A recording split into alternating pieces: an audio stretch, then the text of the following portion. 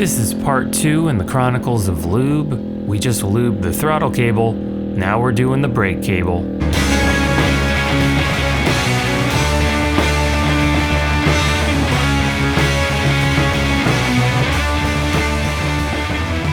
Same as last time, when it's below 40 degrees Fahrenheit, my cable gets sticky.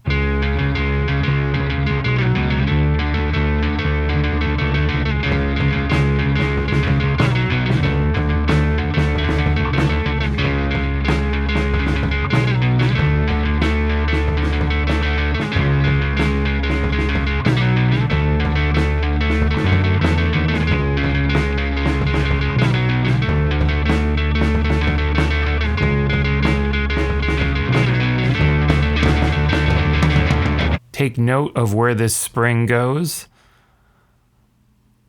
And these 2 bolts he took off to get to the throttle cable. The longer one is in the front, and we're taking it off so we can position the cable as high as possible because Lube always wants to travel down. Again, there are these rectangle things you can put on the cable to direct the spray down the cable. Ideally, it reduces overspray so you're getting more on the cable than everything else, but if you really care, it's easier to cover up the bike, and I like to be able to pull the cable up and down to spread it around in there. So just squirt it in, let it settle, move the cable up and down, do that a bunch of times. Same thing for the bottom. Let it sit like that so all those lubey juices can meet in the middle, and then put it back together, starting at the top.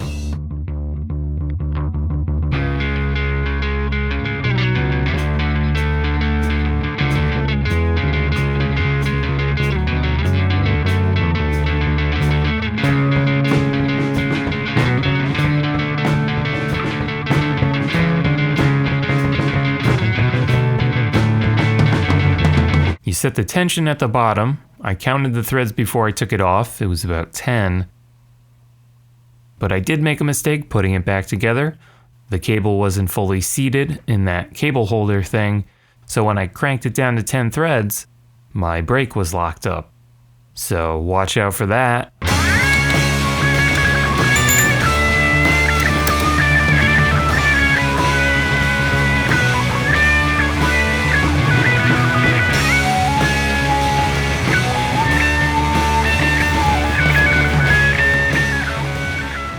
And if you're wondering about the rear brake, there's no cable for that. It's a rod. If you want to lube the friction points, go for it. But that's the end of this lube series.